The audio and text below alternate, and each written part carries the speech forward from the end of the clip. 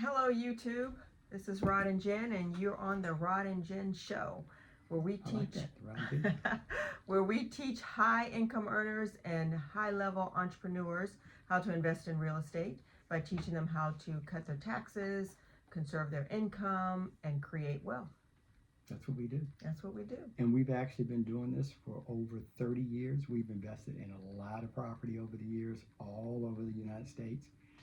We have a nice portfolio currently that we manage ourselves, and that's some of the things we'll talk to you about later on. We might not get into it in this video, but we just wanted to start putting this information and putting the good content out there that a lot of people probably just don't know. Because we talk to a lot of folks and we hear a lot of information being and things said that's not accurate. So we do, and I think especially for the high income earners and the high level entrepreneurs who are making $200,000 and more, sometimes they're not, they may be aware of investing in real estate, but not really know how to go about it. You get so busy in your day-to-day responsibilities in your day-to-day profession, and you get your paycheck every 2 weeks or every week or whenever, and you can see where where Uncle Sam got his cut. He's going to get his cut. Exactly. Well, exactly. And exactly. You look at this pay stub and you're like, who's all these people? Exactly. All these people getting a cut of your check before you even get any. And so, I mean, it can be as much as 35%. And sometimes more. Of Just your depends. of your income going toward taxes, when there is an amazing legal way to cut that tax. And right? we need to say this and put this right up front. Look, now we're not accountants and we're not tax attorneys or anything like that. But what we tell you is real life information. We've been using it for years. We do have a CPA. We have an accountant. Which we highly recommend. We have a lawyer. But we give you the information based off what we've used for over 26 plus years. Because we did, when we first started out, didn't always have everything in place, which is why we give the advice. You definitely want to have a good team of people. You absolutely you got to do. have an attorney. You need to have a good accountant. And some other things that you can put, surround yourself with. Good so when you need information, unless they happen to be a bookkeeper, or they happen to be an accountant. That's true. Yeah. Okay, because maybe we're talking to some people in that high income earning range, and you happen to be some of these things where you got a leg up on everybody else if that's the case. Because let's face it, this is a business, right? It absolutely is a business. You start to accumulate these properties, and absolutely, that cash flow starts to flow in, and you definitely realize that this is a business. Now, for us, we can kind of speak to both sides because early on in our careers, when we got together, actually, I was a licensed general contractor, still am, and that was my profession. I worked in the construction industry and had a construction company. And Jen worked and did real estate and worked in corporate America. And then as we kind of came together and our family grew and we grew, we both eventually shifted all the way over into being real estate professionals. We'll talk about that. Which is a status in and of itself. Yeah, and we'll talk about that in a later video. We won't necessarily get into that now. No, we won't get into it now, but it is a thing. Being a real estate professional is a designation that the IRS does allow. So like Rod said on another episode of the show, we'll dig into that a little bit. So and it has its benefits too. So let me ask you a question then. So the 3 things that we specialize in doing for the people that we help. Cut taxes was kind of top. Love that one. We'll start on that one first. We're going to talk a little bit about some of the things that we use currently and things that we do and when we say cut taxes is to just minimize that liability that you have on you for the amount of taxes that you pay legally. Right. And real estate is a wonderful tool. The best, in my opinion. To help. In my opinion. In our opinion, because we love real estate. Right. We do. All things real estate, we love it. But so we'll get into a couple things and we'll share those. We won't do a deep dive because this is just meant to really let you know that these type of things exist. And then when we get into some of the other things that we offer, because we do a boot camp, we got a master's class, we do some events throughout the year. We do things monthly where we'll have offers and folks will come in and we'll do classes and stuff. So, but this is just to give some of that surface kind of information to let you know it exists. What's some of the ones that we use currently? I mean, just being able to write off a lot of the expenses that are involved when it comes to owning property, because there are things that you have to do to keep the property up, and the government allows you to write off those things because I mean, let's face it. You're acquiring this property. It may need painting. If we're talking about some of the light things, because we've done some of the really heavy renovations, as well as just some of the light things like replacing carpet, painting. Maybe updating the kitchen a little bit. So basically, one of them is if you own a property, even if you purchase it and you want to update it, and when you do that update on the property in that tax year, then you certainly can benefit from any updates that you do. Right. So if you put in new appliances, you do carpet, paint, you put a new roof, any of those expenses for your investment property, right, then you get to write that off as an improvement for on the house. And there's some details around that. Again, we won't go deep, but those things, you can literally get a list of those things from your CPA, from sometimes the IRS website. We can tell you what some of those things are, but we want to let you know that those are benefits because that comes right off the top. And those other things that go along with that are, you get to do things when you're looking for real estate, and let's say you haven't purchased and you're spending your time. We always suggest you buy, especially your first property or two, try to keep them fairly close. I highly recommend. I'll jump that in first because keep them close, and then do your first deal if you're looking to do a deal. Small. We also say do something a little bit smaller to get your feet wet. And I'd like to add something to that because I had somebody who. And then I'm gonna go back to the next who I was chatting with the other day that had never invested in real estate before, so they would be considered a first-time investor. But they wanted to launch out into doing some things that we personally wouldn't do on our first time out. Like I think they wanted to get some land and build a big building and develop something and all this, which all that stuff we have done, can do. But we've been in the game for almost 30 years. Yeah. But starting out, that's not what we did. No, we started small and we started local.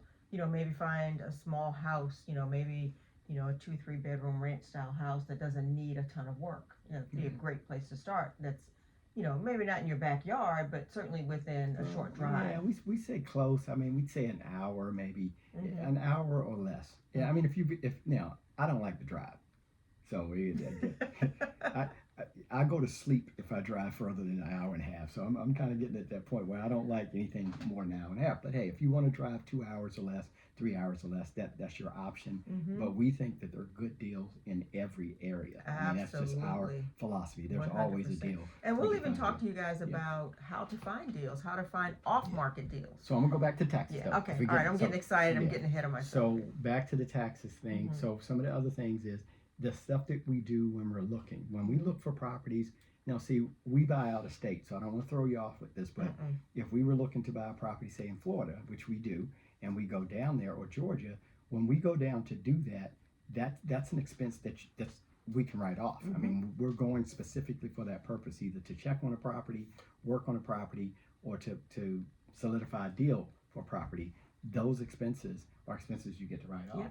Now, the wonderful thing is, now, if you want to stay an extra day, or you want to kind of hang out and go see a play, or you want to do whatever you want to do, as long as your majority of your trip was for the thing you went for, you still get to write the trip off. So that's a wonderful benefit. I mean, but think about it though. If we have a property in another state and you have to drive there to take care of it, or fly, you should be able to write that off. Well, right? absolutely, because it's part of what your asset or your property that you're taking care of is and so that's allowed. So that's allowed. Other things that are allowed certainly are if you have someone do work for you, you have to hire someone. We don't want to get deep into the property management thing, but if you did have a property manager, we self-manage, and that's something we teach. But if you did have a property manager, obviously all those fees and associated things. So then you get depreciation on the property. Okay, so your depreciation, a residential property depreciates for 27 and a half years. So your accountant would automatically depreciate your property, which is beautiful benefit. I mean, these are good benefits. These will change your life if you've been spending. Well, let's say if you've been giving away 35% of your income to taxes, you will find that one property will drastically change that. And it's fun too, right?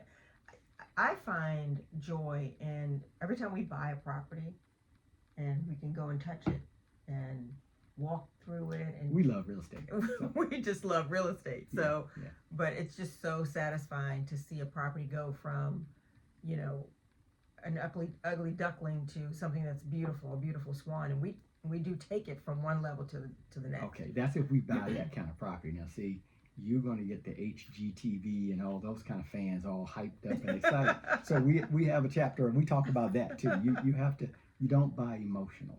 But we're not talking about buying yet. We're still talking about We're not talking about we're buying. still talking about benefits, but we will talk about that. You don't want to do emotional buying, Right. get too No, excited never do that. and get yourself all excited about doing the renovation. But we have done some great renovations. Mm-hmm. And some of the shows that we do in the future, we're going to bring properties that we have. Mm-hmm. We're going to show the properties. We're going to show you how we purchased them. We're going to show you where they are. We're going to show you what they look like when we got them. We're going to show you what they look like after we have them. Mm-hmm. We've got Airbnbs. We've got a lot of other things we do. But the goal for this was to let you know not what all we have, but was to keep giving you things each time we do a video that would tell you why it's a good idea to buy real estate. So going back to the taxes, make sure you keep really good records, okay? So when you are spending your money to fix up Oh, yeah, or you to gotta buy keep your things, records you might go together. to Home Depot or wherever your local hardware store is, and you know you might be buying the paint or a paintbrush or you know any kind of tools that you buy. Keep good records, keep your receipts, because those are records that you're going to need at the end of the year. You know, you want to keep them throughout the year. Then at the end of the year, you want to be able to, you know, calculate all of that and keep that information for your taxes. So Absolutely. Now there's like we said and we mentioned with this is just a high level. There's a long list of things, but we wanted to give you some ideas of things because that way you would know when we say, hey, you get a benefit. A lot of times people don't know what these benefits are. There's even the cost for you to close and your title insurance and your attorney's fees and all these things when you make the purchase. These things all are write-offs up as a part of the purchase. Unlike your primary residence, when you did that, you didn't get some of those because it's your primary residence. But this is considered investment. That's why investment property is good to have. So now we're not even getting into the fact that if you buy right, you know, you also win on the other side because there's things that you're going to gain. But so we'll get through the tax piece. Then we're talking about the ability for you to self-manage. We won't cover that here, but you can. And if you're a couple that happens to be investing together, and one party say works and the other one doesn't, maybe a stay-at-home mom or stay-at-home dad, it's a great opportunity for the spouse that doesn't work to become, you know, the property manager and then benefit in a way that would really benefit you both in a married couple situation. So that's a totally legal thing. There's some requirements, some things you have to do to be able to meet that, but you could be designated as a real estate professional. Exactly. So there's a process for that. Additional benefits. Yeah, exactly. Which is amazing. Now for us, we happen to both be in, so we're designated that way. But if you're working a W-2 job, you would not be designated as a real estate professional. So that, you know, you still get benefits and you still get write-offs, You do. but you don't get all the write-offs. Right. Exactly. Okay. So we've got a way, and we teach that too, and we show you how to do that if you're available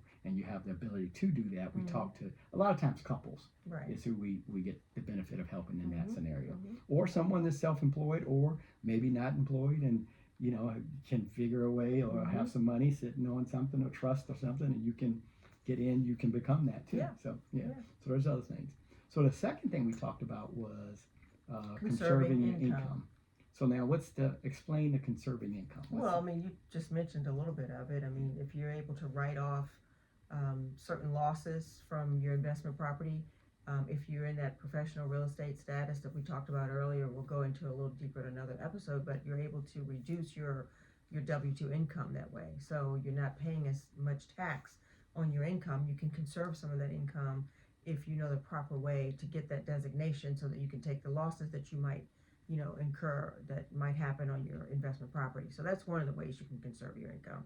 Yeah, and the good thing about a lot of stuff that we're talking about, if once you get in, and we try to keep this, we don't like to use big terms, a lot of things that are used sometime in the industry because people are just coming in, you start talking about DTI and ROI and all, and you know, frankly, people that's just coming in might not understand, Mhm. and then they got to go look that up, or we've got to tell you exactly what it is. So Mhm. when we give you this level of information that we give you, we get into all that deeper, Right. but we try to keep it fairly light because there's Yeah. that way we can kind of get through the process and explain Well, that when you're first it's starting out, benefit. you don't really want all of these acronyms on Yeah. top of that, and there are many.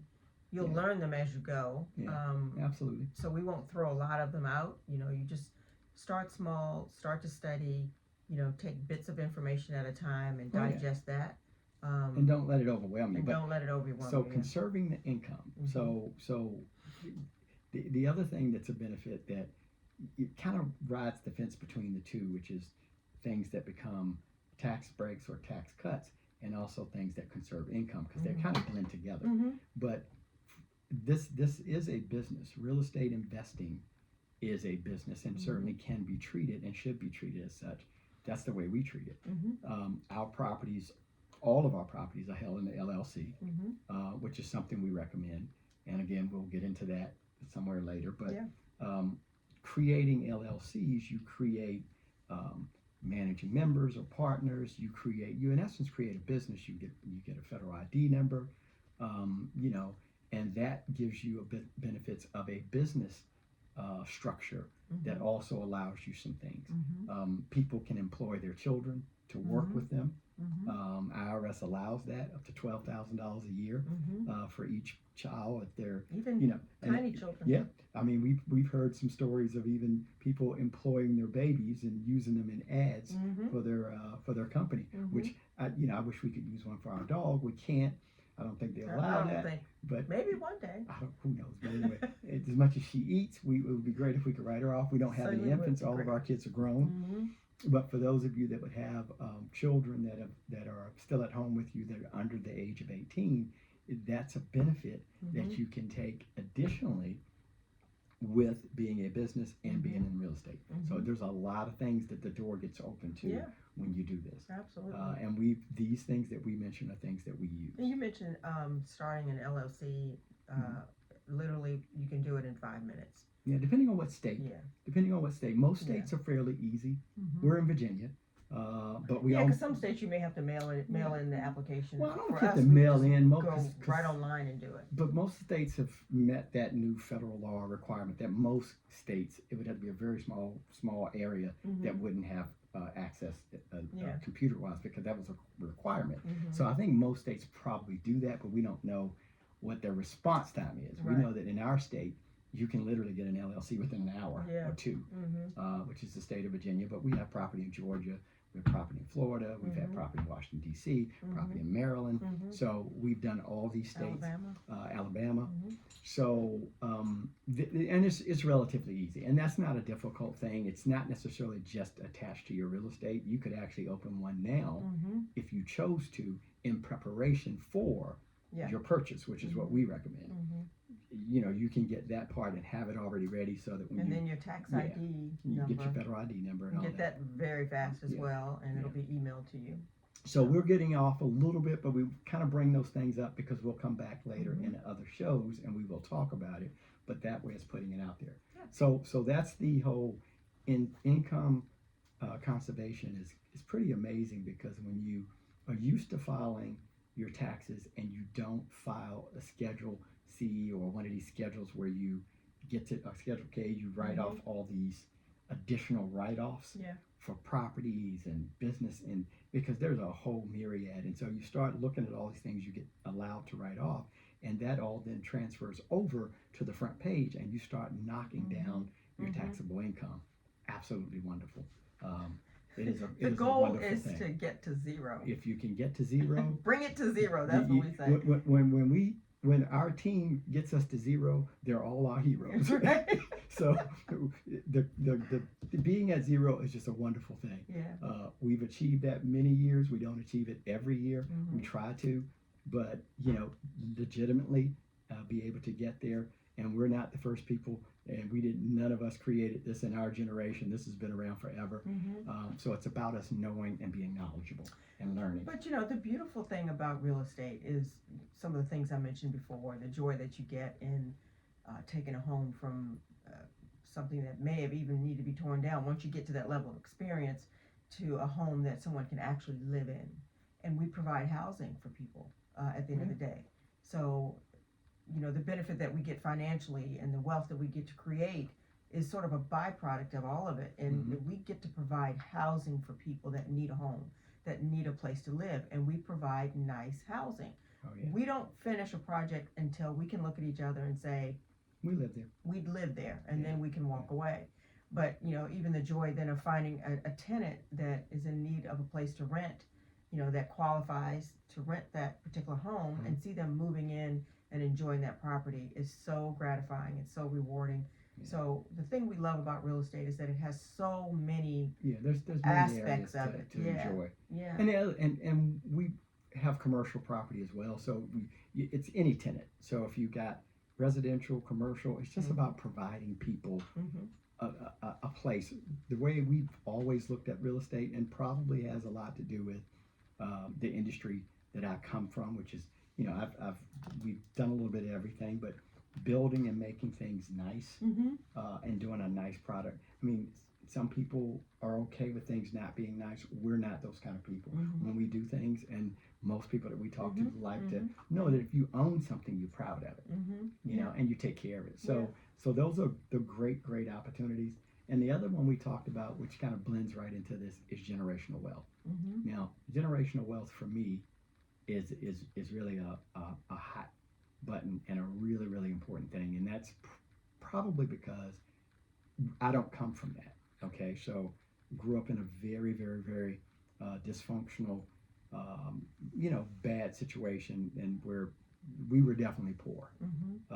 You know, so you grow up that way. Your dream is always to, at least mine was there's no way I'm going to live this way and be this way the rest of my life. There's no way. I mean, you live in a great country with great opportunity, then a person has to apply themselves and do something about it to lift themselves up, which is exactly what I did, and then exactly what we did as we got together. So the thing was, there was nothing left or given to me, nothing. I didn't inherit anything.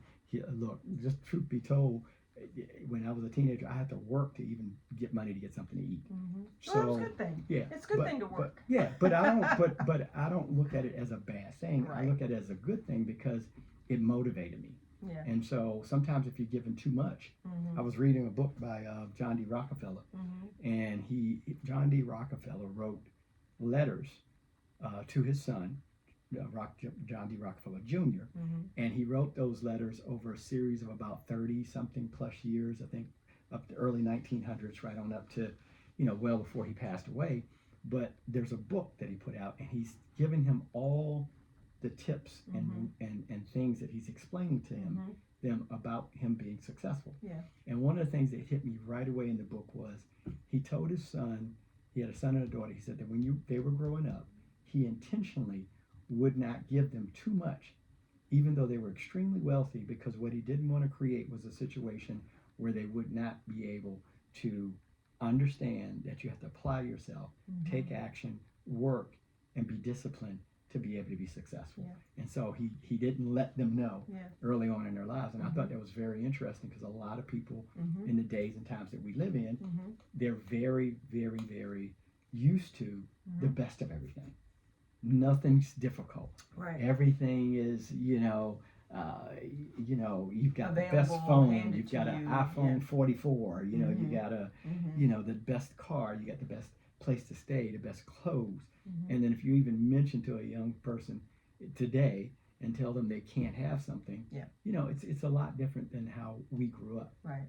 So one thing that I feel about the generational wealth piece is, we do need to pay attention to it and put things in place that will allow it to go generational.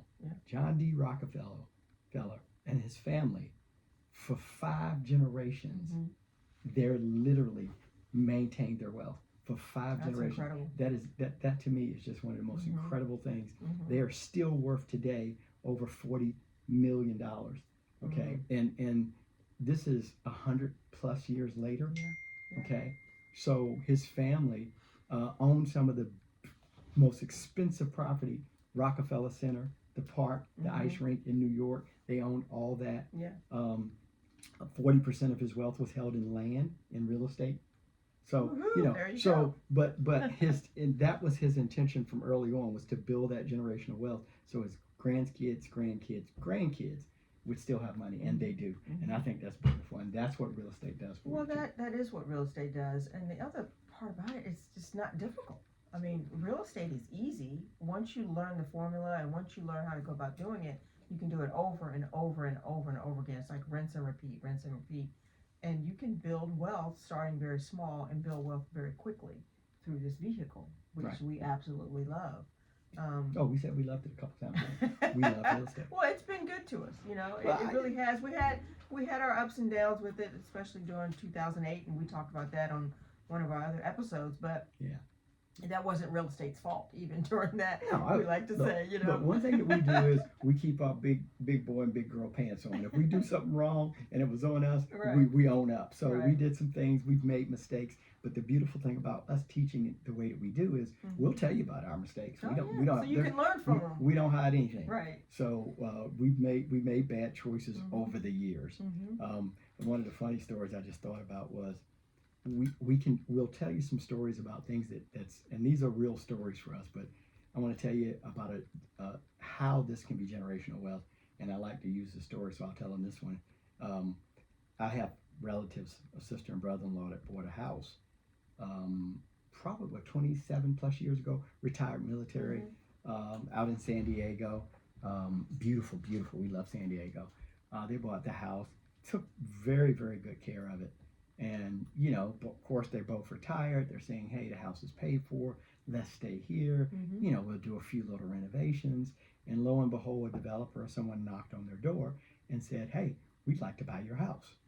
And, my brother-in-law, being the kind of guy he is, I don't think he really believed it. I probably wouldn't have either if somebody's just knocking. But when they threw the offer out, which was over $700,000 cash, that'll make anyone's eyeballs kind of, right. go boing. So just fast forward on the story. They sold the house, and then went up north in the northern part of California, took the money they had, built a brand new house, and still had cash left over. So think about that. That's Imagine 27 years. Yeah. So that's one property Right. purchased properly. 27 years. That's $700,000. And let's not forget, they lived in it. They wrote off the interest on the mortgage. Oh, by the way, you get to write off the interest on the mortgage. We didn't tell you that in the tax part.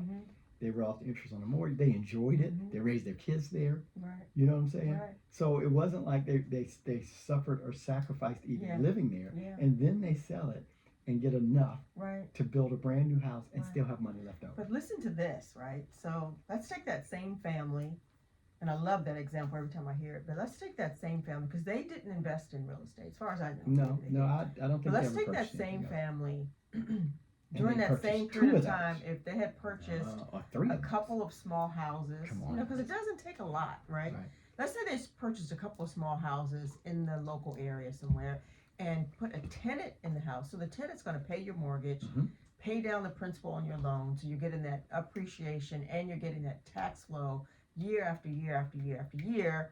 And let's say now 27 years later, I think is what you said it was. The Yeah, time it frame. was roughly somewhere They around there. sold their house and they decided, you know what, hey, we're about to retire, so we're going to sell these other two little houses too, and could potentially have gotten $700,000 on each one of those little houses or more, and use that money for retirement. So real estate can be used as a retirement Absolutely. vehicle as well. Absolutely. So many ways that you can use it, and it's so easy, especially when you, shameless plug, when you are taught by us. When we teach you the easy. No, it's not a shameless plug. It's what we do. It's not a shameless plug. That's what we wouldn't come tell you if it wasn't what we were able to do. But Right.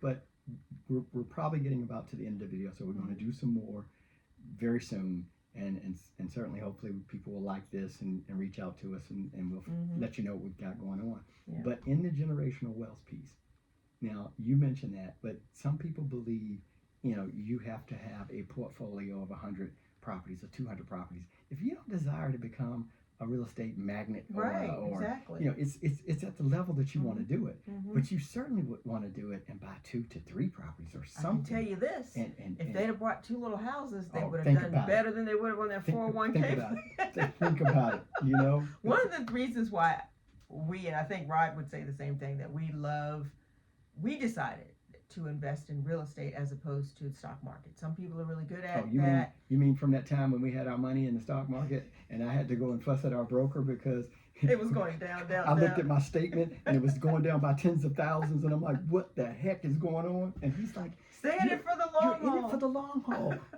and I wasn't happy. I won't. It wasn't a good day. It wasn't a Anyway, good day. It was- so that's not our choice No, of no, it's not. investing. So, and one of the reasons is because real estate, it's tangible. We can touch it. We can Yeah. drive by it. We can see if the tenant is still there. Hey, You know what I mean? I mean, it's just, and when they move out, it's still ours. I mean, with look, the stock market, you get that piece of paper. Of course, now you're part of owner of the company, maybe 1% owner, whatever. But honestly, I can't go to the board meeting. I can't go to that company and say, "Hey, what's going on? How are you guys, spending my money?" I have no say in the matter. I can just sit and watch it do what it does, which is very volatile to me, to both of us. And so, real estate to us is a much more stable investment. I love it for that reason and we alone. do love it. And there's others that agree. Hey, John D. Rockefeller agreed. He had 40% of his Mhm. wealth. Mhm. Now we know he was in the oil business, but Mhm. he took oil money, Mhm. and as I understand, he owned 17,000 acres in the Philippines. So who do you buy 17,000? Okay, well, here's another good Okay, example. anyway, Let's so- say you had $100,000. I'll ask you guys. Let's say you have $100,000. How much stock can you buy, right? $100,000 worth, and you're going to pay cash to get that, right? But with real estate, if you had that same $100,000, Oh, I'd buy up some stuff. you could buy like What? several little properties, right? Or maybe Yeah. $1 million property. You can put $100,000 down and buy $1 million property and rent that out. Now you have a property that's worth $1 million. So there's so many things you can So you're do with going that to talk next video. $100,000. So what we're going to do is we're going to tell them about that. We're going to tell you about ways to buy. We're going to tell you about places you can. Look. We'll bring our lenders on. Mhm. We've got people. We've got a network. We've got a good network. We've got lenders that'll sell. We've got other things that people do. We do that many people probably don't do. Yeah. We can show you how to make your house a bank. Ooh. Okay. So that's a video within itself. Mm-hmm. So when they sold that house that they sold, there's no way I would sell it. But for them, we don't like were to sell happy for anything. them. We were Yeah. happy for them. I won't even tell the stories about stuff we've owned and sold and places we've had property in Capitol Hill in Washington D.C. Mhm. We've had properties in McLean, Virginia, in one of the highest zip codes, downtown Atlanta. So we've had high end Yeah. and still have Mhm. some high end zip code property, but so when you get those, it's kind of hard to sell them. Yeah, You know, it because really is. They never go bad for you. Right, and you don't have to, right? There's ways to keep it and still benefit from it. So. But what we will do, this has been an absolute pleasure. We love to do this. We're going to come back. We're going to continue to do this. Be looking out for our videos. Please do us a favor. If you like the video, just let us know you like it. Click on it. As a friend of ours say, smash the buttons, whatever that means. I guess that's some social media Wait, talk. there's some stuff you're supposed to say, like subscribe, like I something. don't know. That's what I'm telling them, for the people to know how to do it. Comment, like, and subscribe. Do I all think those those are the things. that people do on social media and platforms. Anything that we didn't We're so ask you to bad do, with social just do those too. Hey, punch it, email us. I'll probably be saying something they don't even do anymore. Text us or something. Email us. Yeah, who uses email? A lot of people still use Okay, email. people use email. Okay. Yeah. So look, we love this.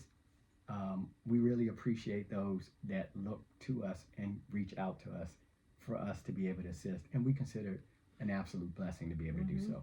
Yeah. It's a gift for us. We love doing it, and I'm going to end it on this. For people that believe it or don't believe it, we're people of strong faith, and we believe. And so, one of our favorite books in the Bible is Genesis. And in the very first book, in the very first chapter, in the very first verse, God talks about land. Mm-hmm. You know what I mean? Yeah. And He created the air, and He created the land. Earth And is land. he's not making any So more there's of it. no more land being made. So get some of it. He told us to have dominion over it. Yeah. We choose to do just that. We try to we want to buy up everything we can Why buy. wouldn't you want some land? You can't destroy it. It's Yeah, land. indestructible, right? So We invest. didn't talk about in the depreciation. We'll talk about that next time. We'll get it. Yeah, So there's we'll talk stuff. about it a little We bit. didn't do an all-inclusive list. Right. We did a little bit of a teaser to let you know there's so much more. It would take us 8 hours to sit here and cover just one piece. I don't think they want to listen to us. Nobody wants to hear anybody because I don't know what you. I would have to get up. I'd have to get something to eat. I'd have to go to the bathroom. I couldn't do 8 hours, so I couldn't even do that in school. I've always had, I'm a little fidgety, so I'm one of them kind of people got to move around. He is a Can't little can't fidgety. sit anywhere that long. Yeah. So, but God bless you. We absolutely appreciate this opportunity to be able to come into your house on your computer or TV or phone or whatever it was on and be able to give you this information. So look for new videos, look for additional content. We'll be back. God bless. One thing to add, if you're a high income earner or a high level entrepreneur and you want to know more about investing in real estate to cut your taxes, conserve your income, and create wealth, hey, look us up. Yeah. We'll help you out. That's it. That's it. God bless. Bye-bye.